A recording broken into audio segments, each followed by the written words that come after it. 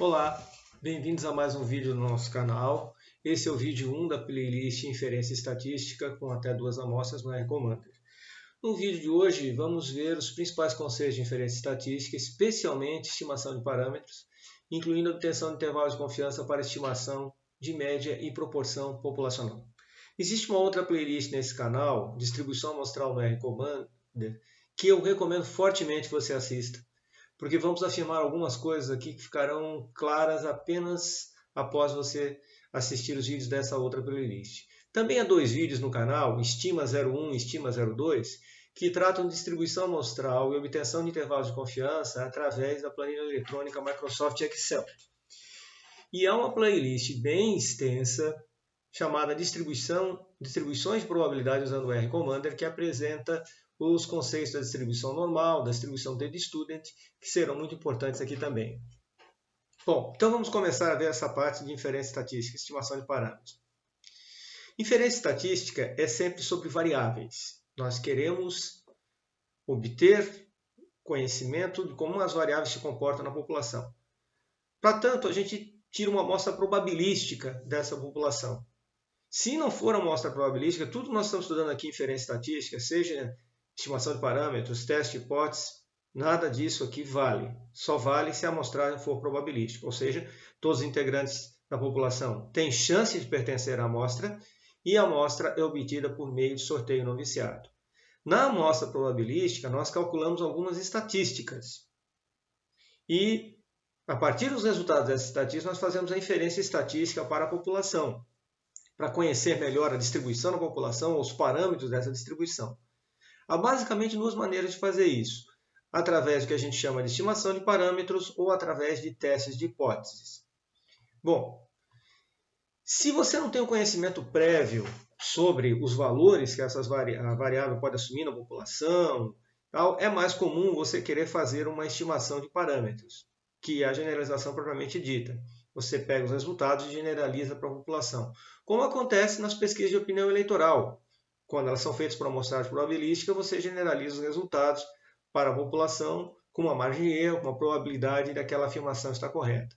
Mas se você tem conhecimento prévio sobre as características, por exemplo, você pressupõe que a média vai assumir um determinado valor, ou você suspeita que aquela proporção vai ser maior que um certo valor, você pode realizar testes de hipóteses sobre o valor dos parâmetros das variáveis, né? O valor da média, o valor da proporção de um dos valores de uma variável qualitativa, ou sobre forma da distribuição das variáveis, por exemplo, um teste de aderência, ou associação entre as variáveis. Você pode fazer uma hipótese, saber se, por exemplo, 2 ou mais variáveis apresentam um relacionamento entre si.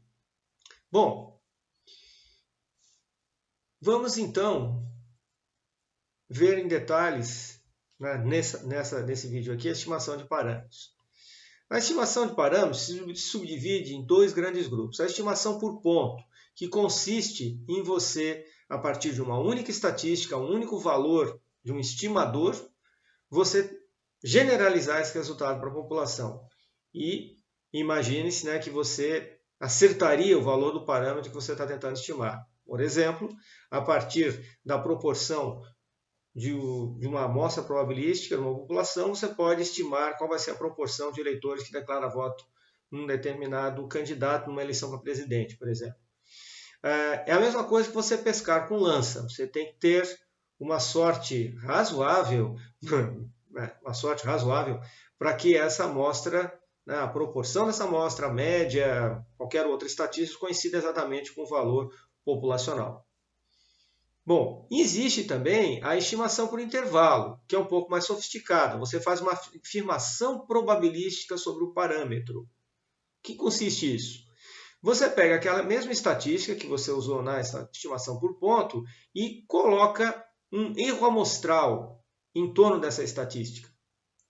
Isso, para intervalos de confiança de média e proporção são os mais usados, esse é o procedimento. Você pega aquele valor lá da estatística e coloca mais ou menos um erro amostral. Esse erro amostral, para calcular, tem que levar em conta alguns aspectos, que a gente vai mencionar posteriormente, e com uma probabilidade associada que esse intervalo aqui contém o valor real do parâmetro. Então, A estimação por intervalo seria pescar com rede. A chance de você pegar o peixe, que seria o valor do parâmetro, é muito mais alta quando você está realizando a estimação de parâmetros, certo? Por intervalo, do que por ponto. Só que a estimação por ponto é importante porque ela é a referência para que a gente possa chegar na estimação por intervalo. Veja aqui esse que eu coloquei em vermelho, afirmação probabilística. Tudo que a gente vai fazer aqui em inferência estatística tem isso aqui associado. É uma afirmação probabilística. Por quê, professor? Por que uma afirmação probabilística? Porque nós estamos trabalhando com uma amostra que é retirada de uma população. Meramente por acaso, essa amostra pode não ser representativa da população. Meramente por acaso. Então, por isso, você tem que fazer essa afirmação probabilística. Não é uma afirmação determinística, você sabe. Para fazer uma afirmação determinística, você é obrigado a fazer um censo. E o censo, muitas vezes, é inviável. Muito bem.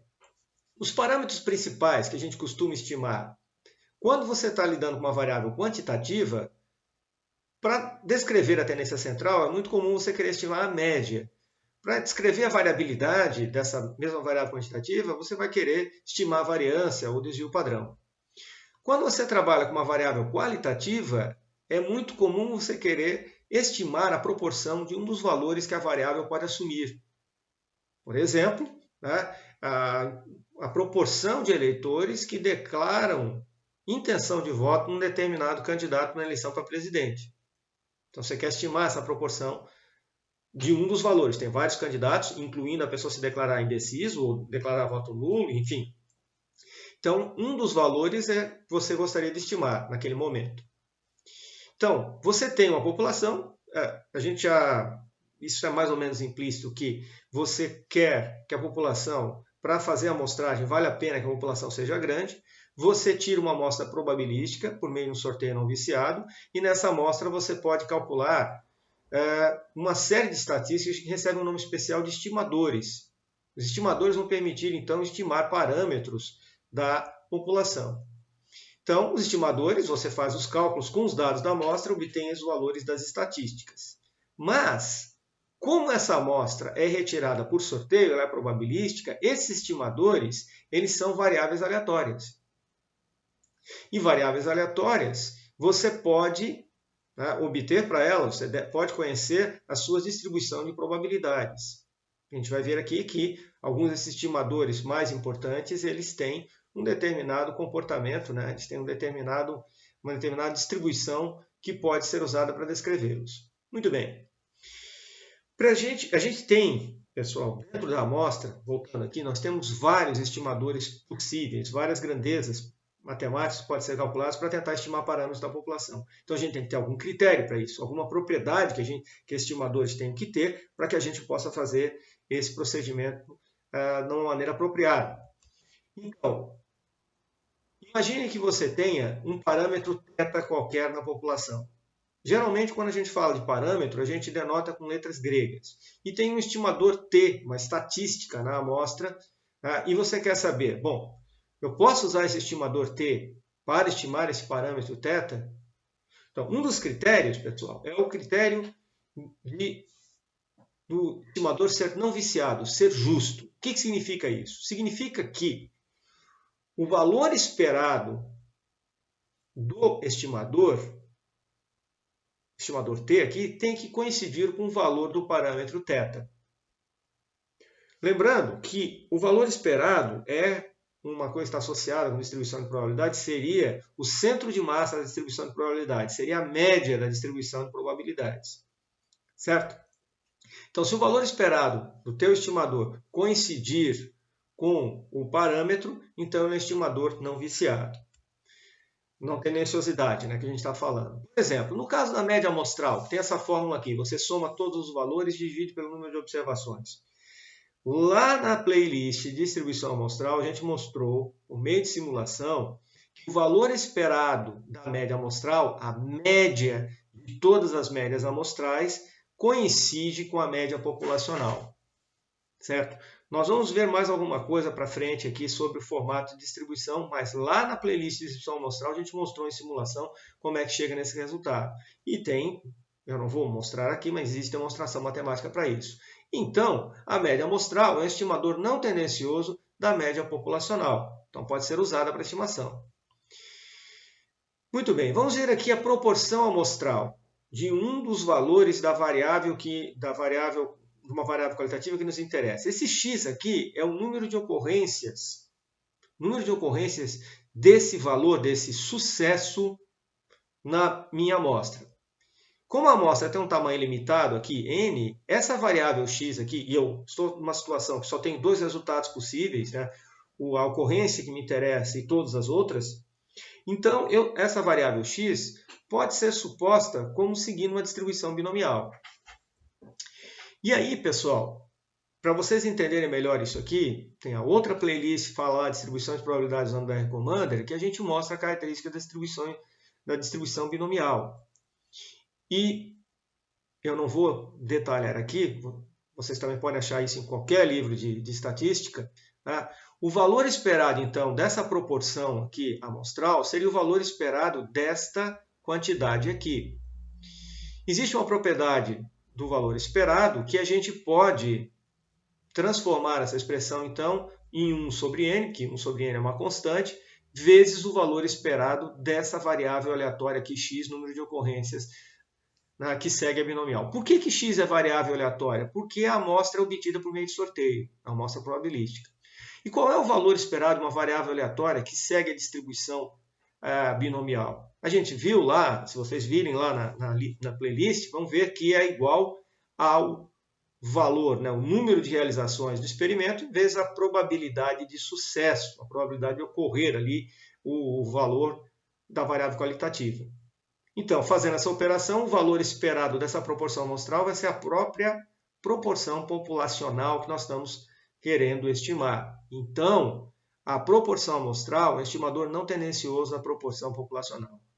Tem um vídeo lá que mostra isso, distribuição amostral de proporção, na playlist de distribuição amostral com R Commander. Vocês podem dar uma olhada lá para ver isso em maiores detalhes. Muito bem. Isso aqui tudo é porque a gente vai mostrar mais adiante como é que faz esses cálculos, como é que trabalha com o R Commander para chegar nesses resultados aqui, para chegar nos resultados de estimação. Muito bem. Agora nós vamos ver, pessoal, por que quando muitos de vocês já estudaram desvio padrão, variância amostral, e sempre perguntavam, professor, por que tem que colocar n-1 no denominador da variância e do desvio padrão amostral? Qual a razão para isso? Bom, vamos imaginar, pessoal, que você tivesse aqui uma estimativa. Quando tem esse chapéu aqui em cima da quantidade, quer dizer que é a estimativa. A estimativa da variância populacional fosse feita dessa forma. Você pega cada valor, calcula o desvio dele em relação à média, eleva ao quadrado, soma tudo. Mas vamos imaginar que você dividisse por n, não por n-1. Se você dividir por n, o valor esperado dessa expressão aqui, eu não vou deduzir isso, estou apenas mostrando, né, vocês podem encontrar isso em alguma referência, o valor esperado da variância amostral não coincide com a variância populacional. Ele fica distorcido por esse valor aqui, ó, por essa constante aqui, que depende do tamanho da amostra. Para amostras pequenas, a distorção vai ser maior. Para amostras grandes, a distorção vai ser menor. Mas vai ocorrer uma distorção. Ele não é igual. Para ele ser igual, então, esse estimador com n denominador é um estimador tendencioso. Quando eu coloco, porém, aquela variância amostral que nós estamos acostumados a ver com n-1 denominador, o valor esperado dela coincide com a variância populacional. Então, por essa razão, somente usando o n-1 denominador é que a gente garante que a variância amostral é um estimador não viciado da variância populacional. Por isso a gente tem que fazer dessa forma. Certo? Muito bem. Outro critério usado é da eficiência do estimador. Então, você pode ter um estimador T1 é mais eficiente que outro estimador T2 na estimação do parâmetro θ. Se essa medida aqui de variabilidade, né, o valor esperado do quadrado da diferença do estimador em relação ao parâmetro do estimador T1 for menor, né, que essa mesma medida para o estimador T2. Se você tiver T1 e T2 forem dois estimadores não tendenciosos, um estimador T1 será mais eficiente que o T2 se a variância dele for menor que a variância do T2. Ou seja, ele tiver resultados com menor variabilidade, mais próximos do parâmetro que está querendo ser estimado. Vamos ver um gráfico aqui, pessoal, para vocês entenderem melhor essa questão de não tendencioso e eficiência. Veja, não tendenciosidade e eficiência. Veja aqui a seguinte situação. Imagine que a gente tem 3 alvos aqui. Você quer atingir o alvo aqui, em azul, celeste aqui. E aqui o que é que nós temos? Nós temos 3 estimadores, T1, T2 e T3. Temos o estimador T1 aqui com os dados concentrados, o estimador T2 e aqui o estimador T3. Veja, o estimador T3 ele é tendencioso. Veja, os dados têm um enviesamento, eles não estão, é como se eu estivesse atirando com uma arma descalibrada, ela não está atingindo no alvo. Você tem uma distorção aqui. Esses 2 estimadores, o T1 e o T2, eles são não tendenciosos, né? Eles estão atirando no alvo, os dados estão concentrados aqui em torno do alvo, mas o T1 é mais eficiente que o T2, porque nós temos aqui os tiros mais concentrados em torno do alvo. Tá? Então, essa é a ideia que a gente tem que ter. O estimador ele deve ser não tendencioso. E se você tiver 2, 3 candidatos ali não tendenciosos, você vai escolher aquele que tiver a menor variância, a menor variabilidade, para obter a melhor estimativa possível. Certo? Nosso objetivo sempre é obter a melhor estimativa possível. Muito bem. Para o caso específico da estimação da média, como é que nós vamos realizar o procedimento aqui? Bom, vamos lembrar o seguinte, pessoal. O melhor estimador da média populacional é a média amostral por conta daqueles critérios lá. Vamos até rever aqui, o valor esperado da média amostral, a média populacional. A variância da média amostral é igual à variância populacional da variável dividido por n. Novamente, na playlist de distribuição amostral, a gente mostra isso aqui por meio de simulação. Vocês conseguem enxergar isso bem lá. Além disso, eu tenho que conhecer qual é a distribuição dessa estatística aqui, média amostral, já que era uma variável aleatória, porque a amostra é probabilística. Então, a distribuição amostral da média, então, a distribuição dessa média aqui, ela, se eu sei que a minha variável é normal na população, vamos supor que eu tenha esse conhecimento, seguramente a distribuição da média amostral será normal também. Isso é garantido. Agora, se a variável tiver uma distribuição qualquer na população, a distribuição na média amostral será normal também se a amostra for suficientemente grande. Se pudesse ficar o teorema central do limite. O que é uma amostra suficientemente grande? Lá na playlist de distribuição amostral, a gente falou que era na faixa aí de 30, 40 elementos. Para cima, você já conseguia ter esse tipo de conhecimento, conseguia que essa exposição fosse satisfeita. Nós vamos ver um vídeo também nessa playlist usando um plugin do R-Commander chamado Teaching Demos, que vocês vão ver como é que funciona isso também. Muito bem. Então, como é que vai funcionar, pessoal? Então, se a distribuição, nós temos que ver, porém, o seguinte, nós temos 2 casos para fazer a estimação da média. Um caso é quando você conhece a variância populacional da variável. Professor, mas isso aí é meio improvável? Sim, é bastante improvável. Mas a gente tem que conhecer isso aqui para entender o procedimento.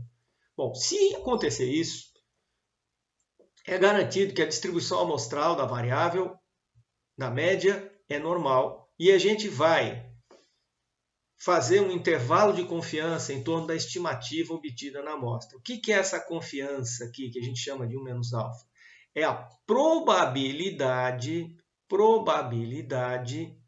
de que o intervalo de confiança que nós vamos obter vai ser definido por 2 limites, contém o valor real do parâmetro. Aquela história que nós falamos antes de afirmação probabilística, certo? Então, essa probabilidade deve ser um valor alto, 90%, 95%, 99%, certo? Você não vai fazer um intervalo, tem 50% de chance de estar nesse intervalo. Não, 50% é uma confiança muito baixa. Você quer um valor alto, uma probabilidade elevada que isso aconteça, certo? Então, ficaria mais ou menos assim, pessoal. Veja, você teria um intervalo, já que essa variável aleatória, média amostral, segue a distribuição normal, e você sabe que o valor esperado dela é essa média populacional aqui. Se você subtrair uma margem de erro, né, você vai ter o limite inferior e o limite superior. Aí algum aluno esperto vai dizer assim, peraí, pessoal, mas a gente não conhece a média populacional, nós estamos tentando justamente estimá-la. Exatamente.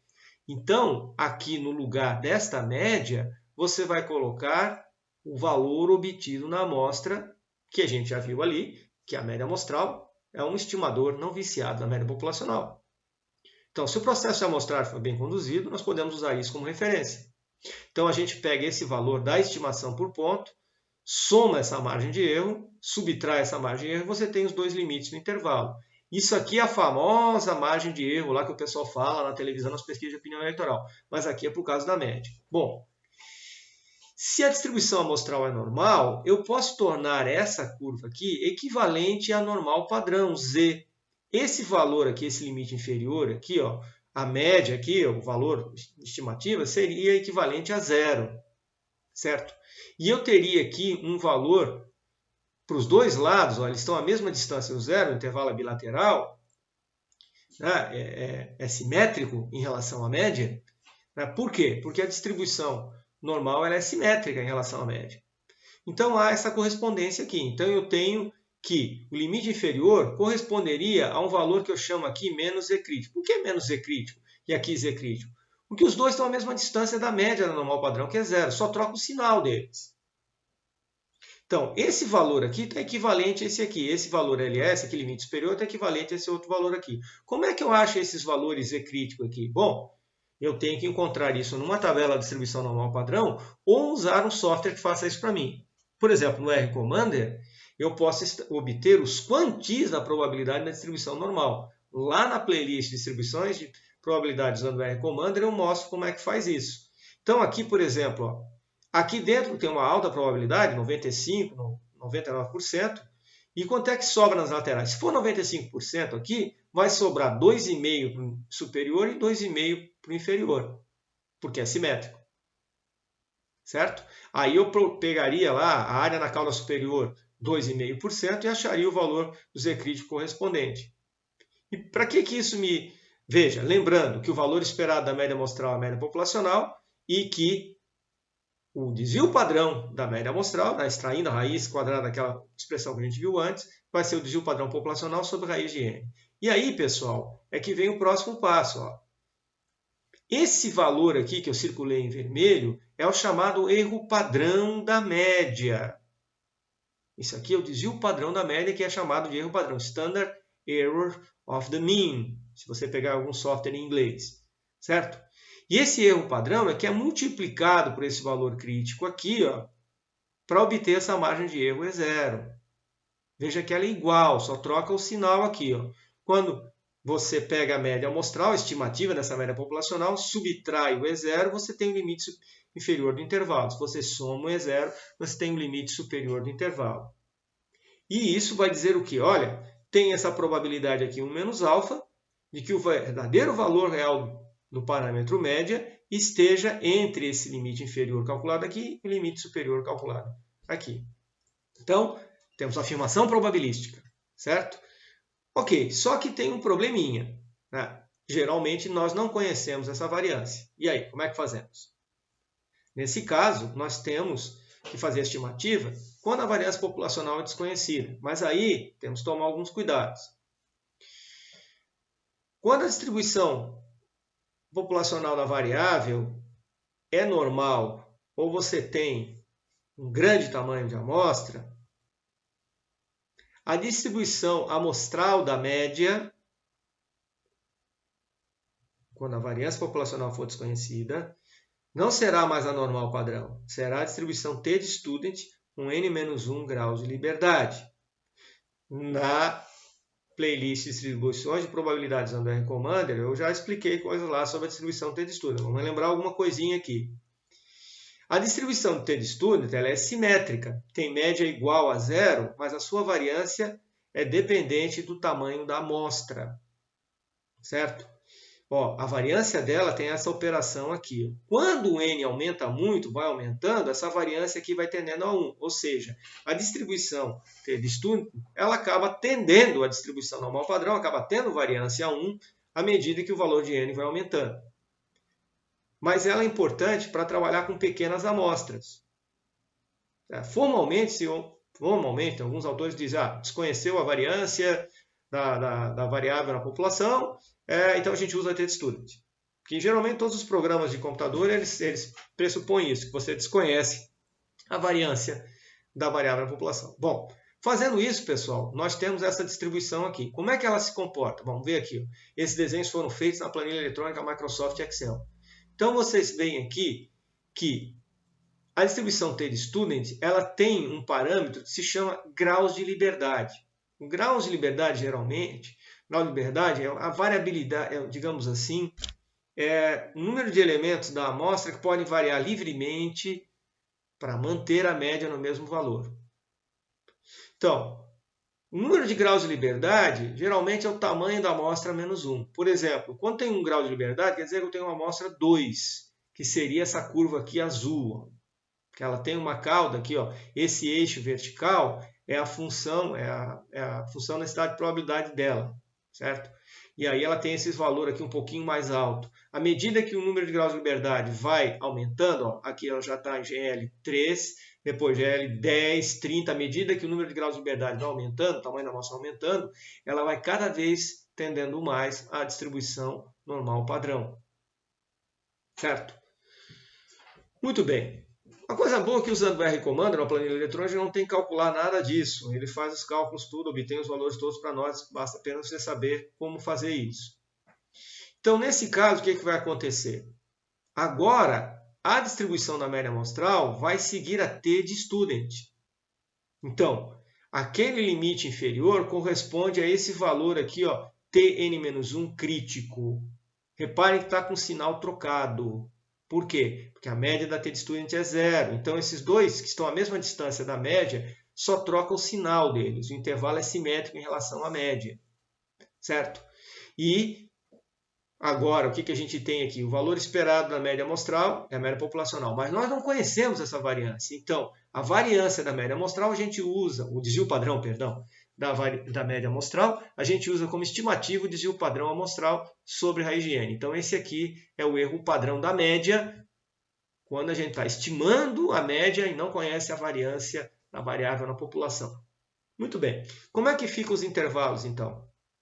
Veja, agora, pessoal, eu vou usar a estatística da distribuição t-student. Certo? E vou multiplicar pelo erro padrão da média. Essa margem de erro, quando eu subtraio da média estimada na amostra, eu obtenho o limite inferior. E quando eu somo, eu tenho o limite superior. E existe, então, essa probabilidade elevada a 1 menos alfa, né, de eu obter o valor, que o valor real da média populacional da variável que eu estou estudando esteja nesse intervalo entre o limite inferior e o limite superior do meu intervalo. Certo? Então, pessoal, essa situação é importante para você entender como é que funciona o processo de estimação. Tá? Tudo isso, todos esses valores, como obter esses valores, tudo, você consultando lá nas playlists, mostra como obter os valores críticos e a gente vai ver mais vídeos como é que faz isso dentro do R Commander. Bom, e para o caso de proporção, para estimação de proporção, tá? A gente viu que para estimar a proporção populacional, o melhor estimador é a proporção amostral. Por quê? Porque o valor esperado da proporção amostral coincide com a proporção populacional e lá na playlist de distribuição amostral, a gente viu que a variância da proporção amostral seria igual à proporção populacional vezes o complementar dela dividido pelo tamanho da amostra. A gente viu lá desvio padrão, né? Que é só extrair a raiz quadrada aqui desse valor e desse outro valor aqui.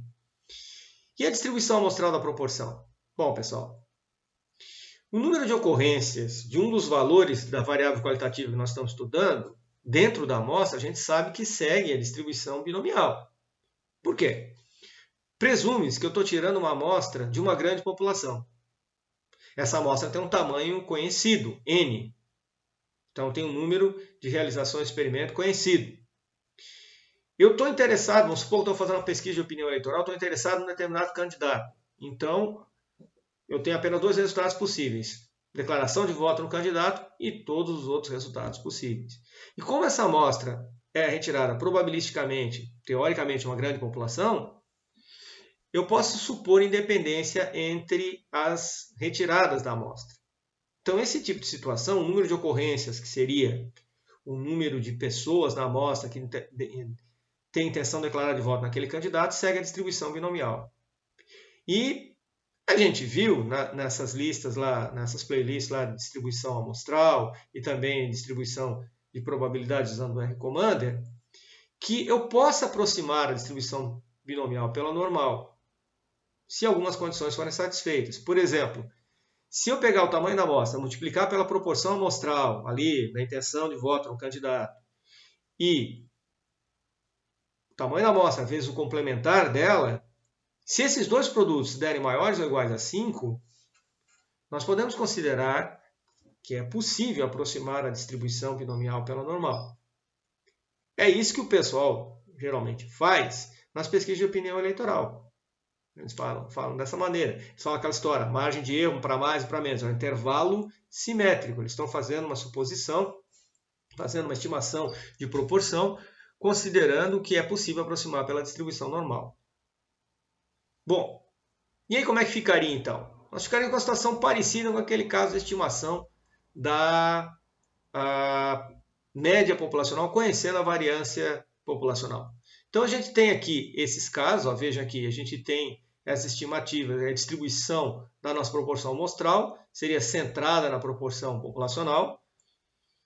Geralmente, nós não conhecemos isso, nós sabemos que o valor esperado da proporção amostral será a proporção populacional.